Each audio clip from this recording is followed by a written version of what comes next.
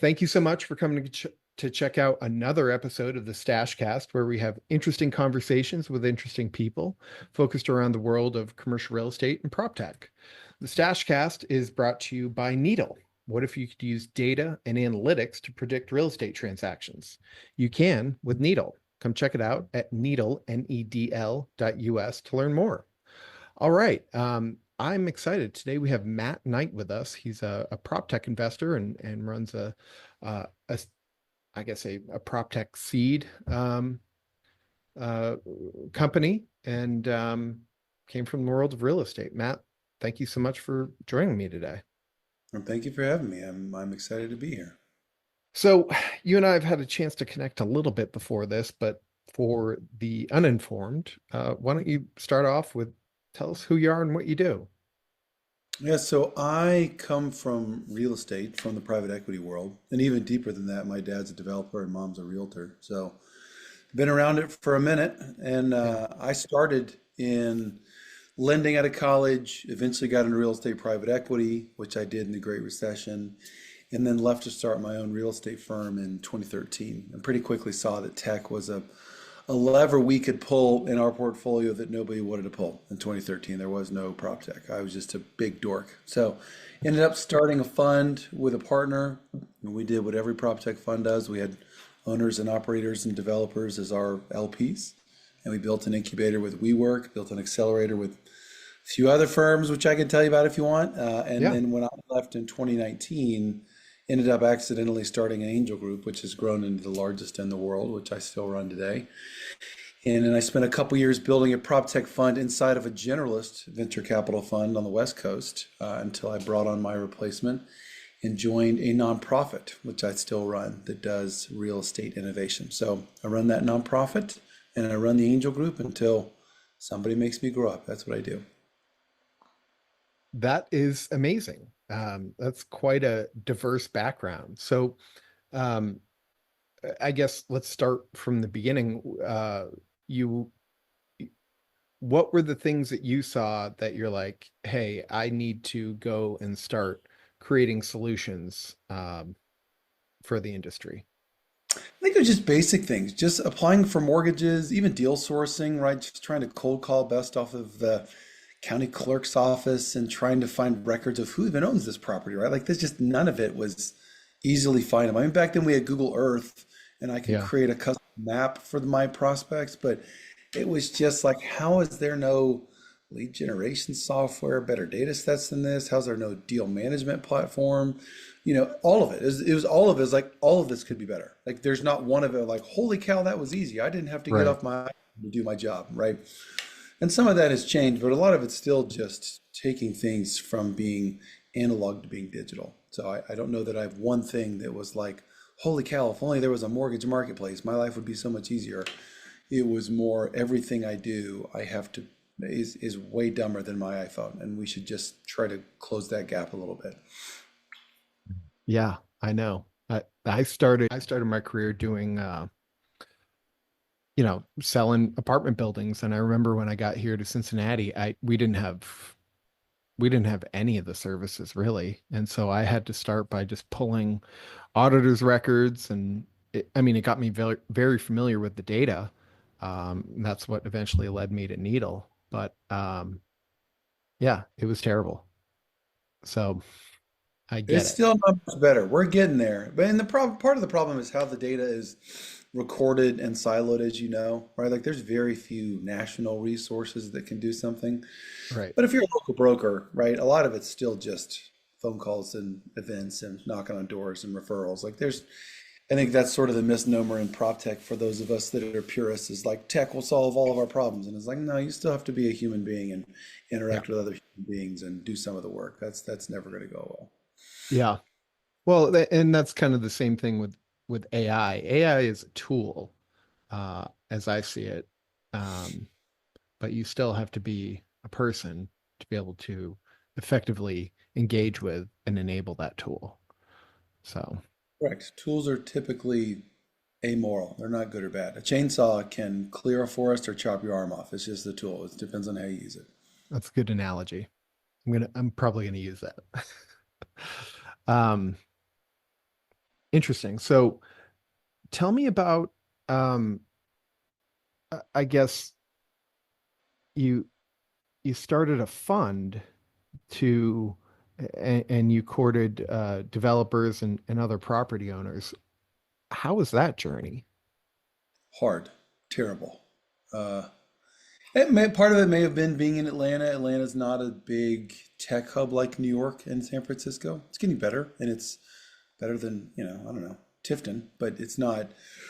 It's people there, if you go to San Francisco, everybody has a friend who's made $100 million investing in tech, right? Hmm. There may be one in the whole state of Georgia, right? And it's not a very common thing. And so when you go to the average broker, developer, lender, anybody in the real estate, even the most successful and highest net worth, they didn't really understand investing in tech. I'd get a lot of like, well, I invested in a restaurant once and it didn't pan out, so I don't like high risk stuff. And I'm like, did you hear the part about you can use this? Like this is for your day job. Like you can bring revenue. So it was very, very hard raising money. And I don't know how much easier it's gotten because it's never been easy. I mean, Fifth Wall sort of has. It's not. It's not Well, easy. I think most people have heard of it now, right? For better or for worse, most people have heard of Fifth Wall and what they do. And so, for better or for worse, they have been a big beater of the drum in our space where if you do anything in institutional commercial real estate, you've probably heard of Fifth Wall. Sure. Doesn't mean you like them or respect them or give them money, but at least you know what they do. And we get analogized with those guys a lot. I say we. When I was there, after I've left, other funds I've worked with, it's always like, how are you different than Fifth Wall? That's a very common question. Hmm. Does that annoy you to get that question, or is it No, and I have a flattering? good answer. There's no good or bad. It's more, I'm glad you know what this is. Let me tell you how it's different. Hmm. What it tells me is you know basics, but how you answer my next question is where I'm going to know if you're a real investment prospect. Interesting. So, what are you actively investing in startups today? Am I actively investing or is the angel group actively investing? I guess both.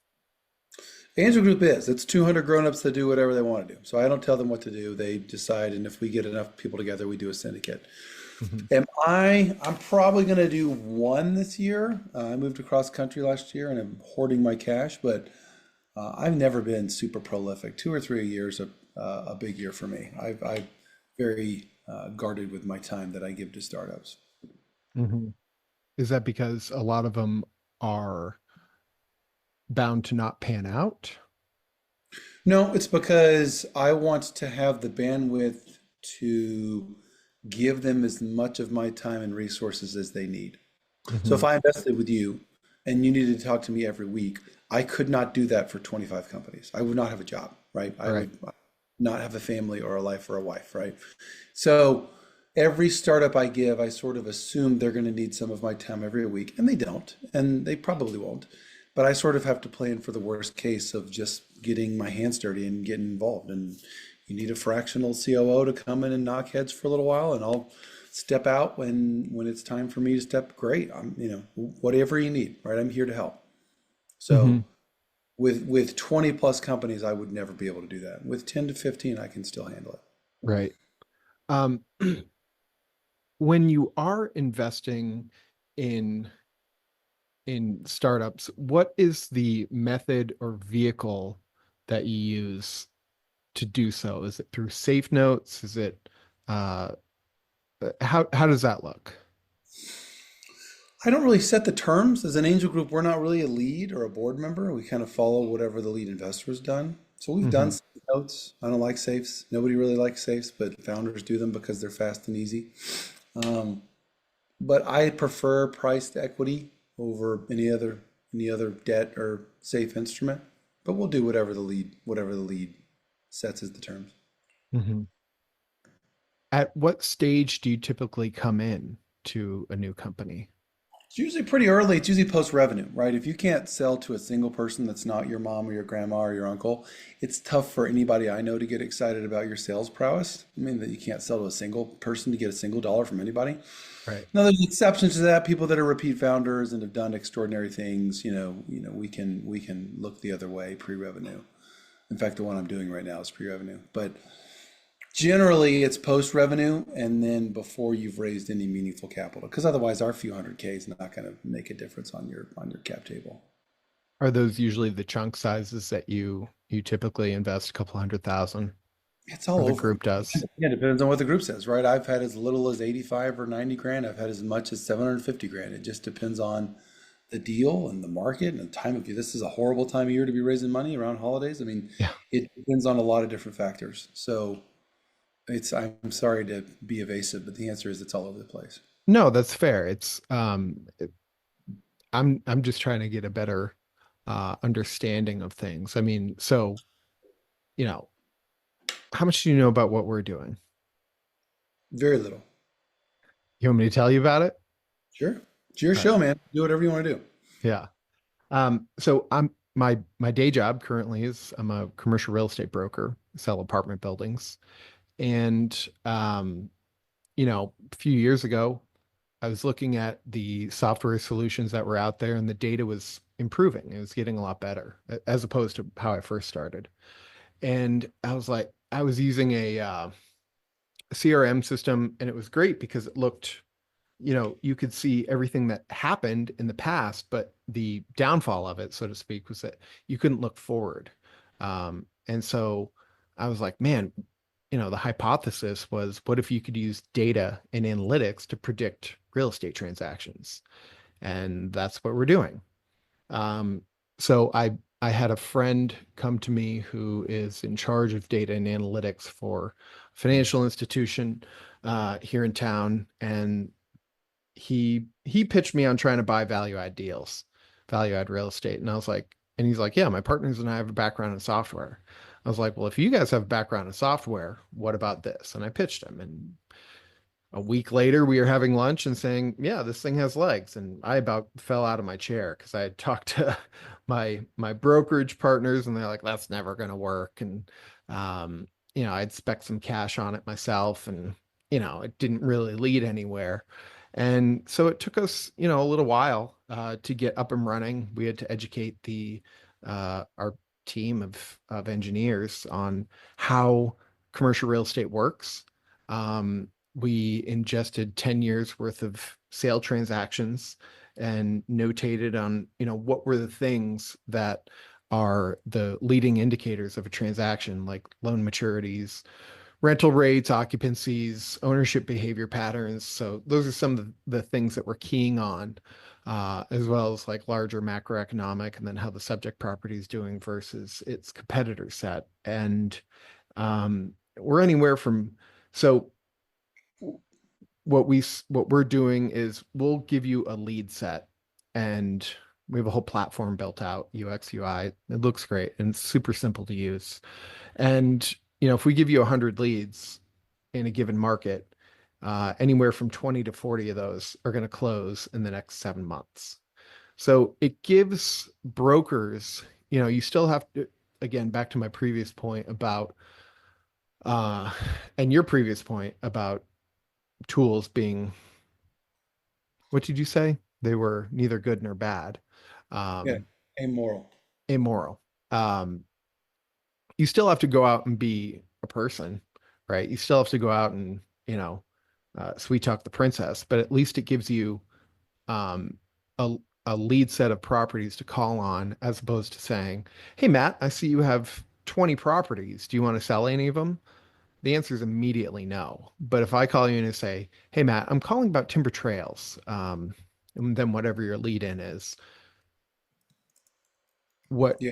what I've found in my brokerage career is that if you can be very specific with your ask, then they're going to be much more responsive as opposed to just a blanket, hey, do you want to sell anything? Um, and that's we had friend of mine, Bo Beery, subscribed to it. And he's like, he sent me this voicemail. It's full of expletives, but in a good way. He's like, the first call I made, the guy was going under contract on the deal. And he was just so thrilled that was the case. So um, we've got, predictive algorithm for the leads. And then we've got a buyer matching algorithm as well that says, okay, well, if you own, 150 units in this market, maybe you're going to want 150 units in this parallel market, like Indianapolis and Columbus or similar markets, for instance. And we find that that's about 70% effective. And so 70% of the time, the buyer in the set that we name ends up being the actual buyer. So Is it's pretty your cool. the broker? Is it a broker tool? So yeah, it's aimed initially at brokers. It's our first persona. But thinking forward, we're looking at acquisitions people and asset managers, and then commercial mortgage brokers. And then we've also been approached by other um, tech and prop tech companies to either white label what we're doing or uh, use our data, create partnerships, things like that. So we just went to market in September. We're kind of uh, slow rolling, you might say, our um, onboarding process of people because we want to make sure that we don't break it. You know, it, Yep. you know, so, we've got a handful of subscribers. We've been building out like through Stripe, the, um, the sign up process. So you can sign up and get, one market, one region or the whole country for different price points and different levels. So we've got a part-time CMO who's helping us. Probably have like 15 people on the team, and 7 a.m. calls every day. So it it's fun. It's a grind, but what else are you gonna do, right? That's great, man. Congratulations. Well, yeah. You can congratulate me when I make 100 million. Just start with 1 million, and then it'll cascade from there. Yeah, I'm being a little facetious, but thank you. Um, so yeah, I mean, that's kind of the lens from which I'm coming at this.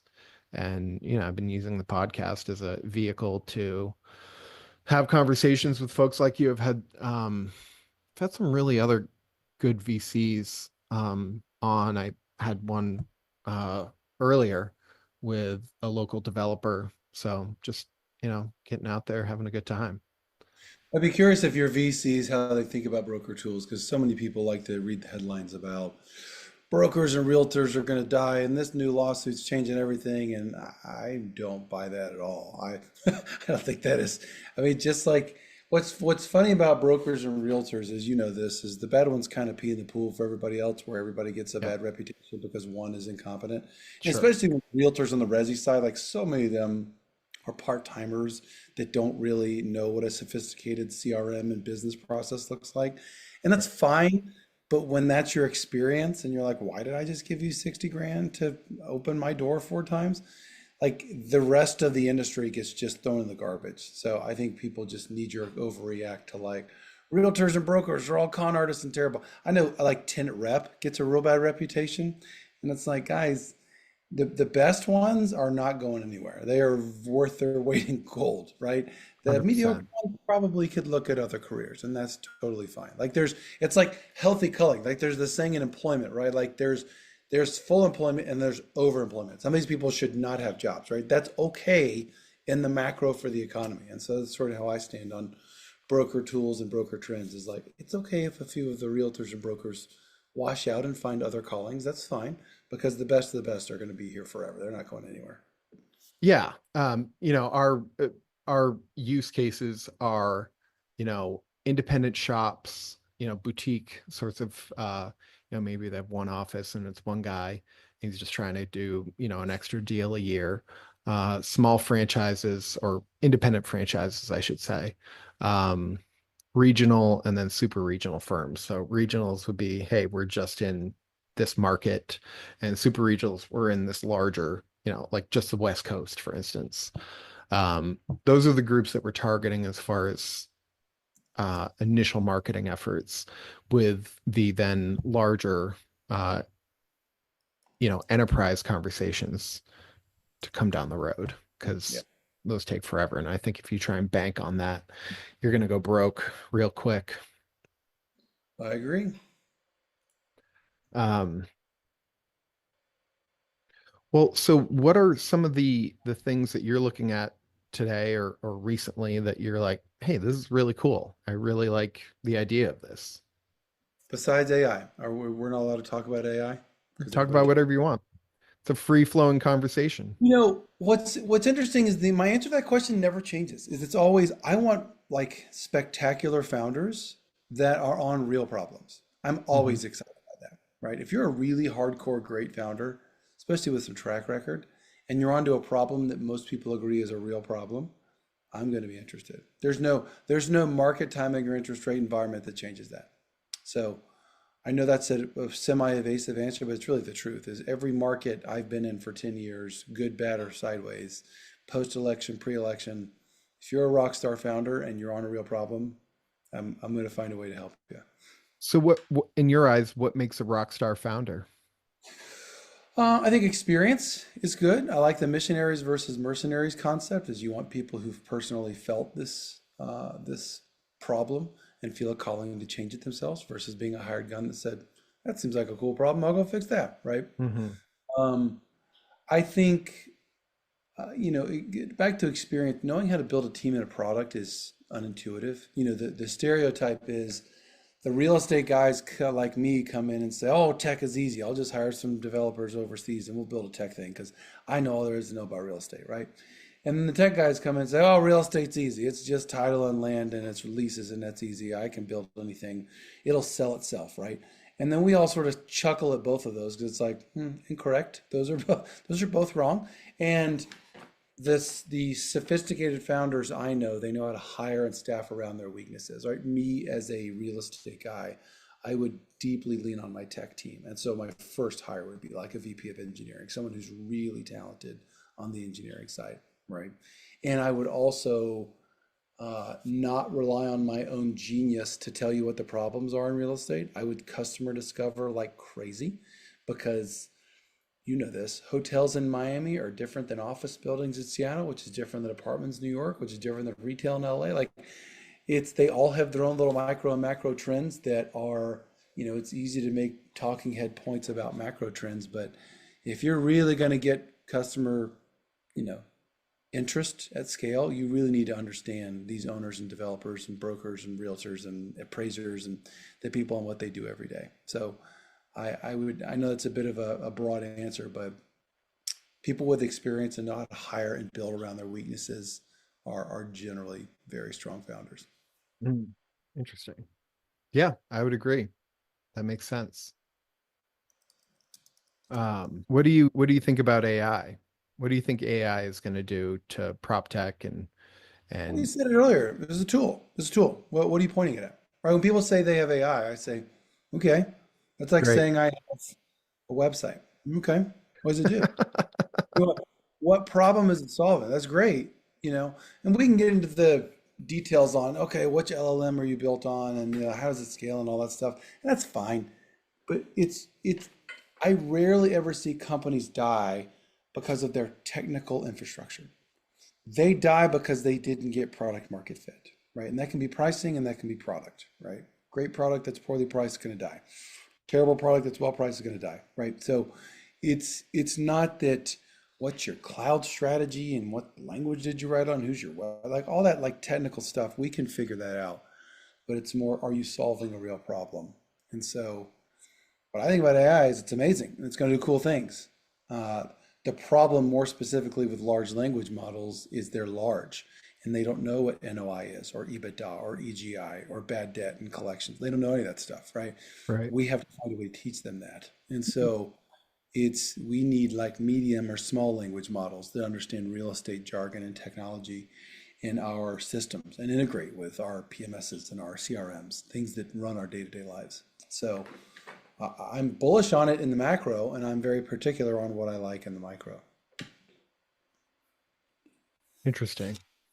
Um, do you have any like case studies of companies that you've invested in or have been a part of that have succeeded? Like what commonalities or what threads do those firms have In AI or in general? in general? I think it's what I said earlier. It's founders that know their weaknesses and can hire around that. And then there is a slant towards people who know how to, I don't want to say sell because that gets kind of a sleazy reputation like a used car salesman, but like Sure. they know how to solve problems for their clients, right? That's probably the right way to say it. Because if you can do that, you can tweak pricing, offerings, and it's a slippery slope because you can overcorrect for a client. Like if you with your broker tool, let's say you didn't work at Cushman Wakefield. Let's say you got approached by JLL and they said, build us this and that and this and this and this and this and this and this and this, and then we'll be a customer, right? And you go to your dev team and you're like, we got to build 12 integrations and then JLL will be a customer. And then CBRE is like, I don't want any of those. No, none of those are useful to me, right? You over indexed on one client, right? And so there's a little bit of wisdom in just sort of the Henry Ford saying of if I listened to my customer, I would have built a faster horse, right? It's knowing when to listen and when to say, we're a tech platform. We're not a business. We're not a technology consultant for you, right? This is our tech platform, and you can pay for it or not. And I think there's some. I've seen some wisdom, and the best founders know when to do that. That's interesting. I'm just thinking about how that relates to what we're doing. And we haven't encountered that hurdle yet, but we know that it's looming. I think that's I why we've call decided to it go dancing with low. elephants, right? You heard the analogy of dancing with elephants. Like it's funny to see the mouse dance with the elephant, but eventually he always gets stepped on. Yeah. And that's why you have to be very careful with these huge enterprise real estate companies, is they will squash you under the weight of what they need. And they And don't if they don't, care. Yeah. they don't care. Yeah, they don't care. They throw Sorry. skin. Right. Which not, it makes them sound evil, and they're not. That's not, it's rarely ever intentional. It's more like, hey, my vendor compliance is 6 months long and it's a 600-page document, and I hope it doesn't cost you more than $500,000. And you're a startup, right? You can afford that. And it's like, you just, what world do you live in where that's okay, right? Is there a difference in your mind between prop tech that is focused around the physical asset, like 3D printing, and what I'm doing, which is focused around the maybe more ethereal or um, Absolutely. Yeah, software and hardware are different for sure. Margins are different, supply chain's different. mhm, Founder economics and what they have to know is different. They're for sure different. Yeah. mhm. What are you doing in the 3D printing space? I invested in Icon Hmm. and they're worth whatever, $2 billion or whatever they were worth a couple years ago. They've done pretty well. Yeah, that's amazing. What stage did you encounter them? Seed stage, their first round. Very early. Hmm. So how did they go from a seed stage to then scale up into a $2 billion company? I mean, it's a long conversation we won't have time for because I do have to go take my dinner out of the oven. But Okay. it was basic. It's what I said is they got traction and they realized it was hard to build in the US. And so they built in Mexico and Guatemala and they got their product tweaked to where it worked well. And all of a sudden Texas came along and says, okay, we'll make it easier. We'll less paperwork, less jurisdictional oversight. You can build here in Texas, right? California's like, what about us? And then we all kind of laughed at California because you're not going to build in California. Yeah. But other states want the same thing because everybody everywhere in every jurisdiction on this whole planet cares about affordable housing. And so they're the only company I've ever seen that never had problems with revenue. It was more about keeping up with demand and keeping up with the quality of work you need so that the people, when they come visit the communities in Mexico and Texas, are like, I want one of those in Utah. Let's work on jurisdictions in Utah, you know, that kind of thing. That's super interesting. That's amazing because affordable housing is a big problem Everywhere. and it's Everywhere. so expensive. Hmm. Housing, I was just walking a building right before this talking about how what can we do with this structure that, was originally built as a house, then it was added onto, then it was an office, and now it's like, well, let's turn it back into condos. And how do we do that? Yep. It's a very different problem than 3D printing, but they're both trying to tackle the same thing. Agreed. Um, well, I don't want to keep you from your dinner if you gotta go. Technically, it's my boys' dinner. It's lasagna and it's going to burn if I don't go take it out. So I'm just letting it not get burnt. But I appreciate you having me on, man. Thanks for Yeah. Tell me about Needle, and I'm excited for your progress so far. Congratulations. Thanks, man. I'll reach out afterwards, see if you're available next week. Okay, I'll be around. All right. Thanks, Matt. See ya. Bye.